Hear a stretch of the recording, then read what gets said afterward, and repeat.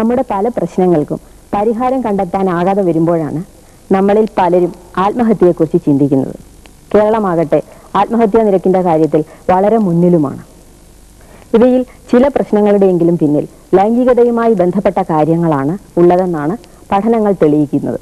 അതായത് സ്ത്രീ പുരുഷ ബന്ധങ്ങളിലെ പ്രശ്നങ്ങൾ, വിവാഹ ബാഹ്യ ബന്ധങ്ങൾ, സെക്ഷൽ അബ്യൂസുകൾ, പല തെറ്റിദ്ധാരണകൾ, അങ്ങനെ പലതും. എന്നാൽ ശരിയായ ഒരു ലൈംഗിക ബോധം അല്ലെങ്കിൽ ഒരു സെക്ഷൽ അവയർനെസ് ഉണ്ടായിരുന്നെങ്കിൽ ഇവയിൽ പലതും പരിഹരിക്കപ്പെടുമായിരുന്നു. എന്നാൽ നമ്മുടെ സമൂഹവും കുടുംബവും ഒക്കെ ഈ സെക്ഷൽ അവയർനെസ്സിനോട് മുഖം തിരിച്ചു നിൽക്കുകയാണെങ്കിൽ ഇതെങ്ങനെ സാധിക്കാനാണ്? ഏതായാലും ആ പ്രശ്നം അങ്ങനെ നിൽക്കട്ടെ. നമുക്ക് ഇന്നത്തെ കേസ് എന്താണെന്ന് നോക്കാം. കല്യാണം കഴിഞ്ഞിട്ട് 8 വർഷം കഴിഞ്ഞിട്ടും ലൈംഗിക ബന്ധത്തിൽ ഏർപ്പെടാൻ കഴിഞ്ഞിട്ടില്ല എന്ന് കേൾക്കുമ്പോൾ ഒരുപക്ഷെ നിങ്ങൾ അത്ഭുതപ്പെടുമായിരിക്കാം.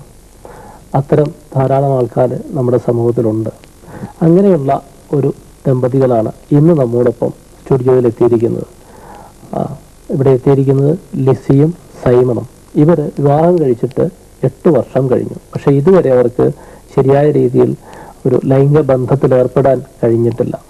പല ഡോക്ടേഴ്സിനെയും ഇതിനു മുമ്പ് കണ്ടിരുന്നു, ചികിത്സകൾ ശ്രമിച്ചിരുന്നു. പക്ഷെ എന്തുകൊണ്ടോ വേണ്ട രീതിയിൽ അവരുടെ പ്രശ്നങ്ങൾ മനസ്സിലാക്കുവാനോ ചികിത്സിച്ച് മാറ്റുവാനോ കഴിഞ്ഞിരുന്നില്ല.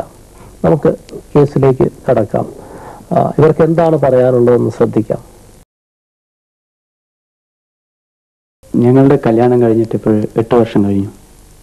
അപ്പോൾ 8 വർഷത്തിന് ശേഷം എനിക്ക് ചെറുപ്പത്തിലെ ആഗ്രഹം ഉണ്ടായിരുന്നു. കുട്ടികൾ ഭയങ്കര ഇഷ്ടമുള്ള ആളായിരുന്നു. അപ്പോൾ കല്യാണം കഴിഞ്ഞതിന് ശേഷം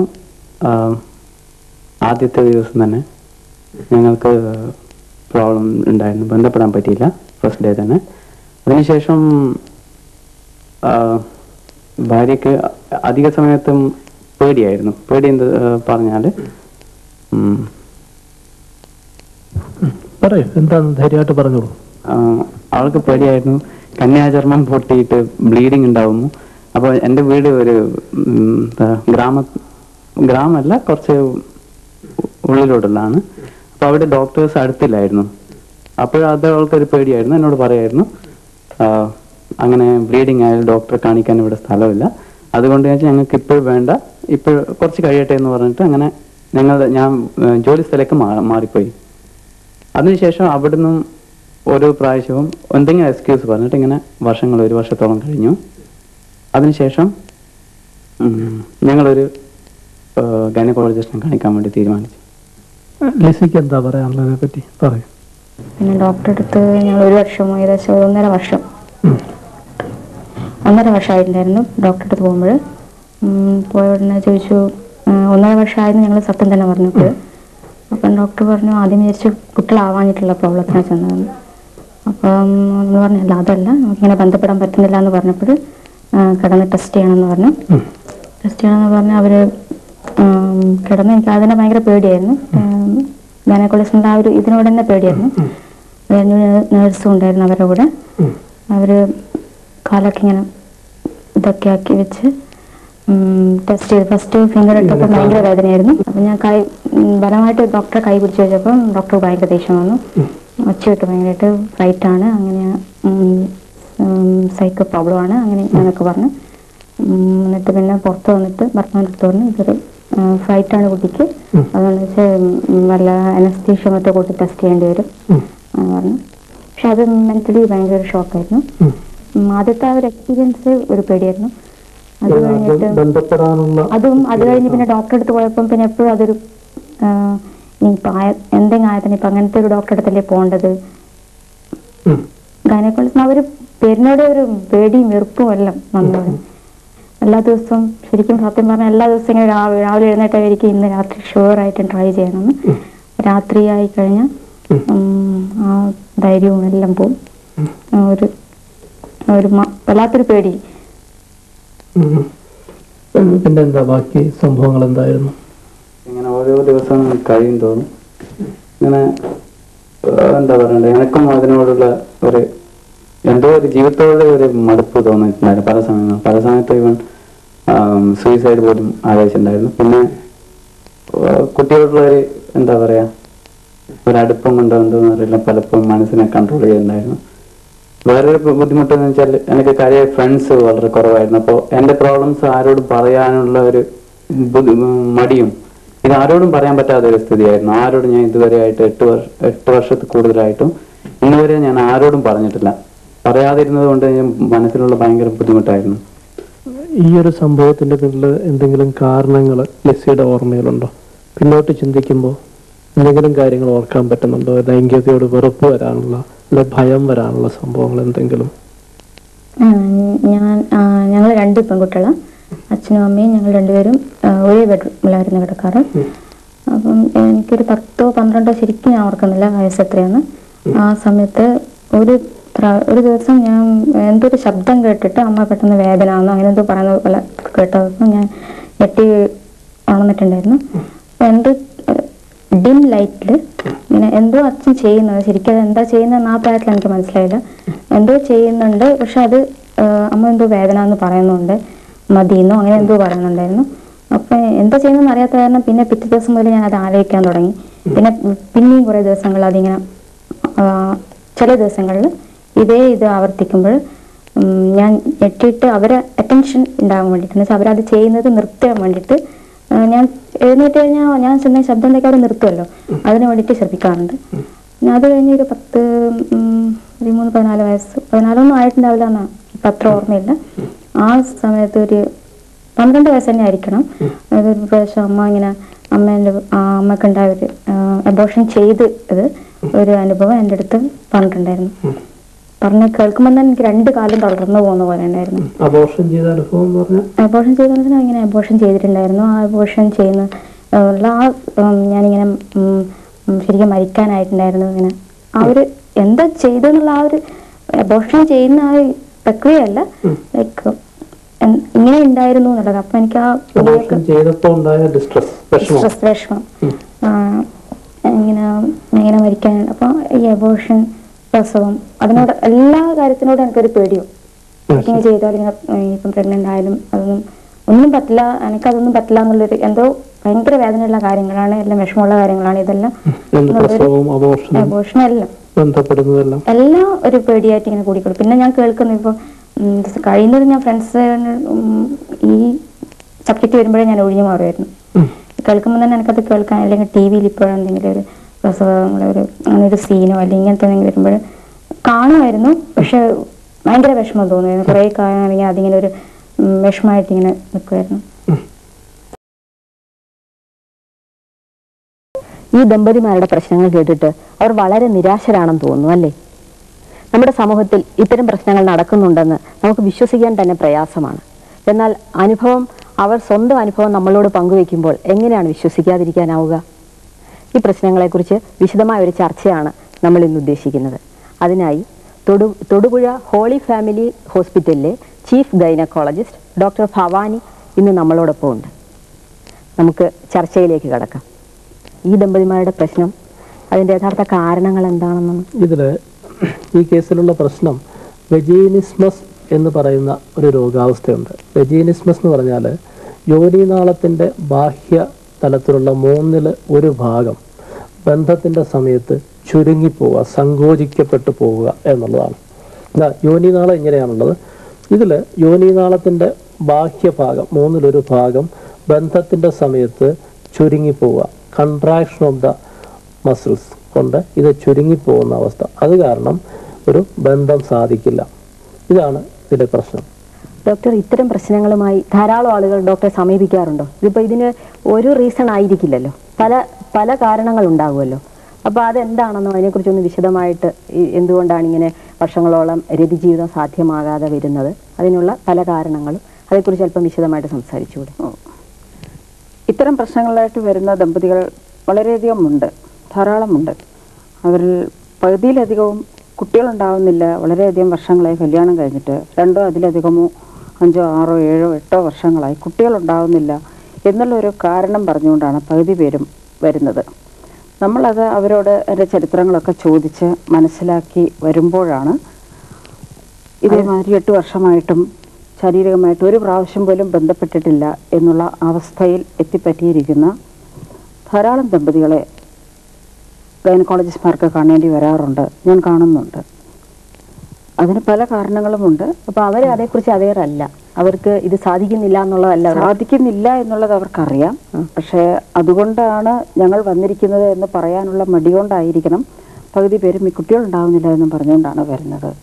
അത് ഗൈനക്കോളജിസ്റ്റ് വളരെ ടാക്ട്ഫുള്ളായിട്ട് അവരുമായിട്ട് സംസാരിച്ച് അവരുടെ പ്രശ്നത്തിലോട്ട് ഇറങ്ങിച്ചെല്ലുമ്പോഴാണ് മനസ്സിലാവുന്നത് കാര്യം ഇതാണ്, അവർ തമ്മിൽ ശാരീരികമായിട്ടുള്ള ബന്ധം ശരിയല്ല, പല കാരണങ്ങളും കൊണ്ട്. അതെന്താണെന്ന് നമ്മൾ വിശകലനം ചെയ്തു വരുമ്പോൾ മിക്കവാറും ഒക്കെ ഉണ്ടാകുന്ന കാരണങ്ങൾ എന്താണെന്ന് പല കാരണങ്ങളുണ്ട്. ശാരീരികവും മാനസികവും ആകാമല്ലോ. ശാരീരികവും മാനസികവും ആകാം. പക്ഷേ ഈ വർഷങ്ങൾ കഴിയും തോറും ഈ ശാരീരികം എന്നുള്ളതിൽ കവിഞ്ഞ് മാനസികമായ അല്ലെങ്കിൽ സൈക്കോസെക്ഷൽ ആയിട്ടുള്ള കാരണങ്ങൾ കൊണ്ടാണ് പകുതിയിലധികം ദമ്പതികളിലും ഈ കുട്ടികളുണ്ടാകാതെ വരുന്നതും ഇവർ ബന്ധപ്പെടാതെ പോകുന്നതും എല്ലാം എന്ന് മനസ്സിലാകുന്നു. ഒരു ഗൈനക്കോളജിസ്റ്റിനെ കൊണ്ട് മാത്രം പരിഹരിക്കാവുന്ന പ്രശ്നങ്ങളല്ല.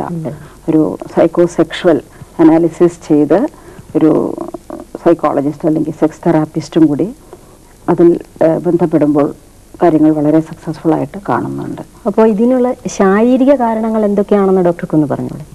ശാരീരിക കാരണങ്ങളും ഉണ്ട്. ഉദാഹരണമായിട്ട് ഹൈമൻ അഥവാ കന്യാചർമ്മം എന്ന് പറയുന്ന ഒരു അവയവം സ്ത്രീകളുടെ യോനി നാളിയുടെ താഴത്തെ മൂന്നിലൊരു ഭാഗം കഴിയുമ്പോൾ അവിടെ കുറുകെ ഇരിക്കുന്ന ഒരു അവയവമുണ്ട്, കന്യാചർമ്മം എന്നുള്ളൊരു അവയവം. ഇത് സാധാരണഗതിയിൽ വളരെ ഇലാസ്തികതയുള്ള, വലിച്ചാൽ നീളാവുന്ന, ഈസി ആയിട്ട് പൊട്ടാവുന്ന തരത്തിലുള്ള ഒരു ചർമ്മമാണ്.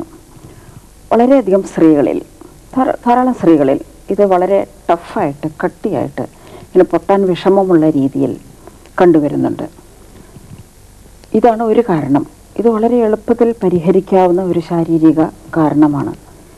ഈ കന്യാചർമ്മത്തിന്റെ കാര്യം പറയുമ്പോൾ ഇതുകൊണ്ട് എന്താണ് നമ്മുടെ ബോഡിയുടെ ഒരു ഫങ്ഷൻ എന്താണ്? ഈ കന്യാചർമ്മം എന്ന് പറയുന്ന ആ ഒരു പാർട്ടുണ്ടല്ലോ ബോഡിയിൽ, അതുകൊണ്ട് നമ്മുടെ ശരീരത്തിന് എന്തെങ്കിലും പ്രത്യേക യൂസ് ഉണ്ടോ? നമ്മുടെ ബോഡിക്ക് ഈ കന്യാചർമ്മം എന്ന് പറയുന്ന അവയവം കൊണ്ട് പ്രത്യേകിച്ച് യാതൊരു യൂസുമില്ല.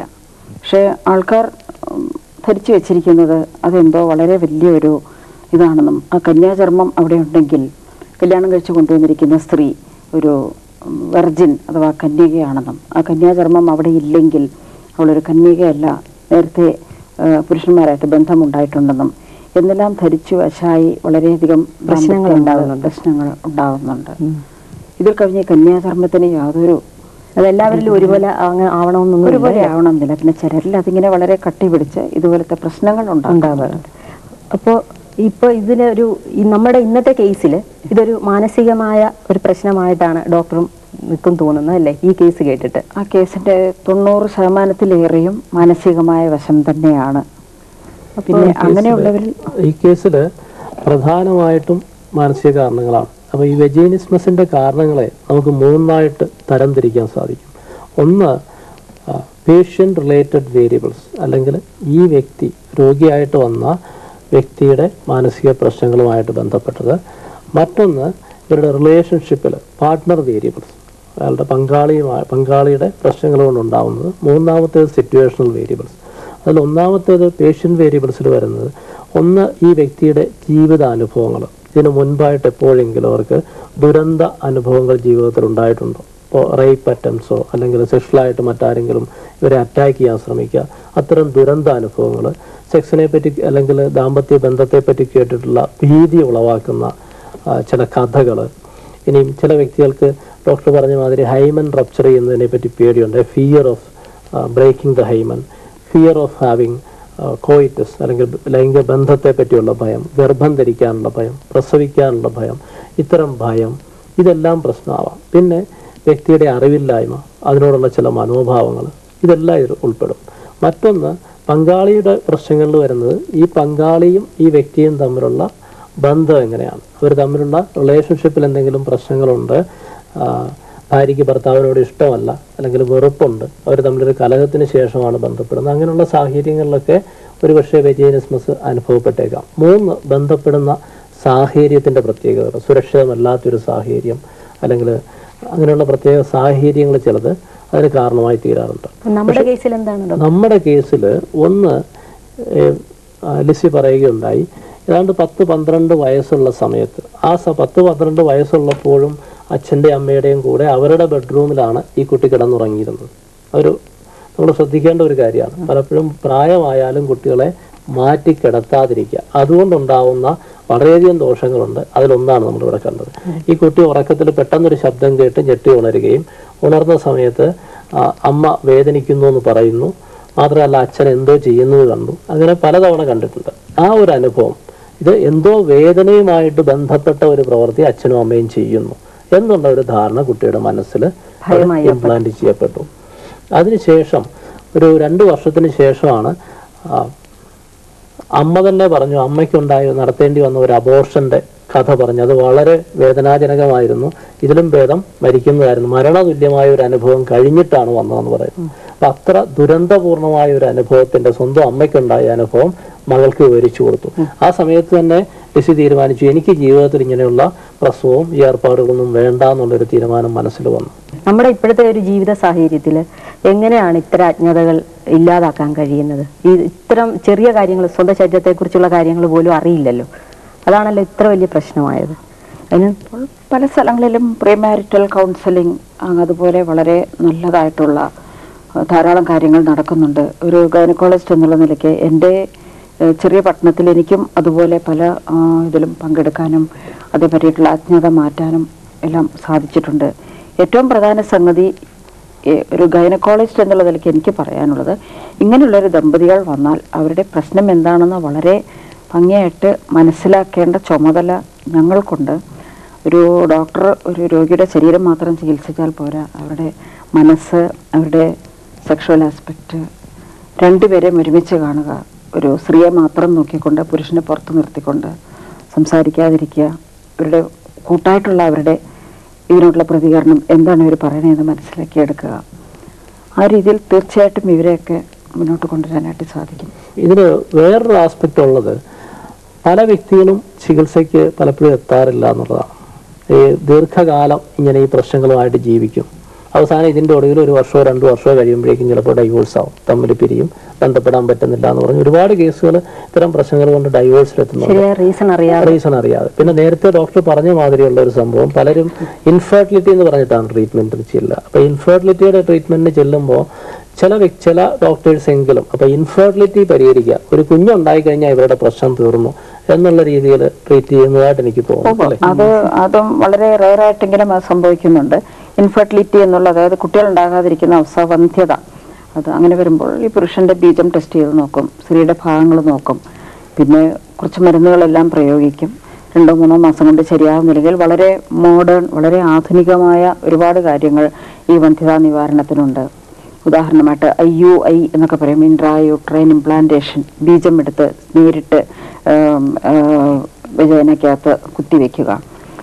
അത്രയും വലിയ കാര്യങ്ങൾക്ക് പോകുന്നതിന് മുമ്പായിട്ട് അവരുടെ ആ സൈക്കോസെക്ഷൽ ആസ്പെക്റ്റും കൂടി ഒന്ന് കൺസിഡർ. പക്ഷെ അവിടെ ഒരു പ്രോബ്ലം മാത്രമേ പരിഹരിക്കുന്നുള്ളൂ. ഇൻട്രായൂട്രൈൻ ഇൻസെമിനേഷൻ നടത്തി ഈ ലേഡി പ്രഗ്നന്റ് ആയി കഴിയുമ്പോൾ ഒരു കുഞ്ഞുണ്ടാകുക എന്നുള്ള സ്വപ്നം സാക്ഷാത്കരിക്കപ്പെട്ടു. പക്ഷെ അവരുടെ ലൈംഗിക ജീവിതത്തിൽ എന്താണ് സംഭവിക്കുന്നത്? ഒന്നും സംഭവിക്കുന്നില്ല. ആ ജീവനാന്തം ഇവര് ലൈംഗിക ബന്ധമില്ലാതെ ഇങ്ങനെ ഭാര്യയും ഭർത്താവുമായിട്ട് ജീവിക്കേണ്ട ഒരു ദുരന്ത അവസ്ഥയാണ് ഉണ്ടാവുക. ഒരു മനുഷ്യന്റെ ജീവിതത്തിൽ കുട്ടി ഉണ്ടാവുക എന്നുള്ളത് മാത്രമല്ല ലൈംഗിക ജീവിതത്തിലെ പ്രാധാന്യം. അവർക്ക് സന്തോഷകരമായ രീതിയിൽ ആനന്ദപൂർണമായിട്ട് ആ ലൈംഗിക ജീവിതം ആസ്വദിക്കാനൂടി കഴിയണം. അപ്പോൾ അതിനൂടെയുള്ള കാര്യങ്ങൾ നമ്മൾ ട്രീറ്റ് ചെയ്ത് അവരുടെ പ്രശ്നം അതിനോട് ഉതകുന്ന രീതിയിൽ മാറ്റിയെടുക്കേണ്ടതാണ്. ലൈംഗിക ശാസ്ത്ര രംഗത്തുണ്ടാവുന്ന പുതിയ മാറ്റങ്ങളും പുതിയ സംഭവവികാസങ്ങളും ഉൾക്കൊള്ളിച്ചുകൊണ്ട് ഒരു വാർത്താ പരിപാടി കൂടി ഈ രതിസുഖസാരിയിൽ ഉൾപ്പെടുത്താനായിട്ട് ഞങ്ങൾ ഉദ്ദേശിക്കുന്നു. ഈ എപ്പിസോഡിൽ തുടങ്ങുകയാണ്. ഇനിയുള്ള ചില എപ്പിസോഡുകളിലൊക്കെ ഈ ഇത്തരം ഒരു പരിപാടി കൂടെ ഉൾപ്പെടുത്തുന്നതായിരിക്കും. 16 വയസ്സുകാരന് കൈത്തണ്ടയിൽ പുതിയ ലിംഗം. അപകടങ്ങളിൽപ്പെട്ട് ലിംഗം നഷ്ടപ്പെട്ടാലും പുതിയ ലിംഗം വെച്ചു പിടിപ്പിക്കാമെന്ന് റഷ്യയിലെ ഡോക്ടർമാർ തെളിയിച്ചു. ലിംഗം മുറിച്ചു മാറ്റേണ്ടി വന്ന ഒരു റഷ്യൻ ബാലന്റെ കൈത്തണ്ടയിൽ ഡോക്ടർമാർ ഒരു റബ്ബർ ട്യൂബ് യോജിപ്പിച്ച് അതിനു ചുറ്റും ചർമ്മം വളർത്തി പുതിയൊരു ലിംഗം വളർത്തുകയുണ്ടായി. പിന്നീട് ലൈംഗിക അവയവത്തെ അയാളുടെ ഗുഹ്യഭാഗത്ത് വെച്ചുപിടിപ്പിക്കുകയാണ് ഉണ്ടായത്. ഒരു വൈദ്യുത കമ്പിയിൽ മൂത്രവിസർജനം നടത്തുമ്പോൾ പൊള്ളലേറ്റ് മാലിക് എന്ന ബാലന്റെ ലിംഗം വിച്ഛേദിക്കപ്പെടുകയായിരുന്നു. സൺ പത്രത്തിന്റെ റിപ്പോർട്ട് അനുസരിച്ച് 10 മാസത്തിനുള്ളിൽ പുതിയൊരു ലിംഗം വളർത്തിയെടുക്കാൻ മൈക്രോ സർജന്മാർക്ക് കഴിഞ്ഞു. പുതിയ ലിംഗത്തിലൂടെ മൂത്രവിസർജനം നടത്താനും ഭാവിയിൽ ശരിയായ ലൈംഗിക ജീവിതം നയിക്കാനും മാലിക്കിന് കഴിഞ്ഞേക്കുമെന്ന് അവർ പ്രത്യാശിക്കുന്നു. ഗൃഹസ്ഥൻ പ്രതിച്ഛായയ്ക്ക് പ്രചാരമേറുന്നതായി സെക്സ് സർവേ പ്രസ്താവിക്കുന്നു. ബ്രിട്ടനിലെ പുരുഷന്മാർ സെക്സിനു വേണ്ടി മാത്രം പരക്കം പായുന്നില്ല. പുരുഷന്മാരുടെ ഒരു മാസികയ്ക്ക് വേണ്ടി ഈയിടെ പ്രസിദ്ധീകരിച്ച സർവേ അനുസരിച്ച് ഒരു ബന്ധത്തിൽ അവർ ശരിക്കും കൊതിക്കുന്നത് സ്നേഹത്തിനും പരിലാളനയ്ക്കും വേണ്ടിയാണെന്ന് കാണുന്നു. FHM ബയോണിക് ആരോഗ്യ മാസികയ്ക്കായി 3000 പുരുഷന്മാരിൽ നടത്തിയ സർവേയിൽ 88% പുരുഷന്മാരും സ്നേഹവും പരിലാളനയുമാണ് ഒരു ബന്ധത്തിലെ ഏറ്റവും പ്രധാനപ്പെട്ട കാര്യമായി എടുത്തു പറഞ്ഞത്. 70% പേർ പറഞ്ഞത് സെക്സിനേക്കാൾ കൂടുതൽ പ്രാധാന്യം തങ്ങളുടെ പങ്കാളിയുമായുള്ള സൗഹൃദത്തിനാണെന്നായിരുന്നു. ഏതാണ്ട് 87% പുരുഷന്മാർ വൈവാഹിക ബന്ധത്തിൽ ചാരിത്ര്യം പ്രാധാന്യമേറിയതാണെന്ന് കരുതുന്നു. 85% പേർ ഒരൊറ്റ പങ്കാളിയുമായി എക്കാലവും ലൈംഗിക ജീവിതം നിലനിർത്താനാവുമെന്നാണ് വിശ്വസിക്കുന്നത്. ചാരിത്രശുദ്ധിയില്ലെങ്കിൽ തങ്ങളുടെ സ്ത്രീകളെ ഉപേക്ഷിക്കുമെന്ന് 3/4 പുരുഷന്മാരും പറഞ്ഞു. സർവേയിലെ ചില കണ്ടെത്തലുകൾ അമ്പരപ്പിക്കുന്നവയാണെന്ന് വിശേഷിപ്പിച്ച മാസിക കുടുംബത്തിനും ചാരിത്രത്തിനും വീണ്ടും പ്രചാരമേറി വരുന്നതായാണ് സർവേ വെളിപ്പെടുത്തുന്നതെന്നും പ്രസ്താവിച്ചു.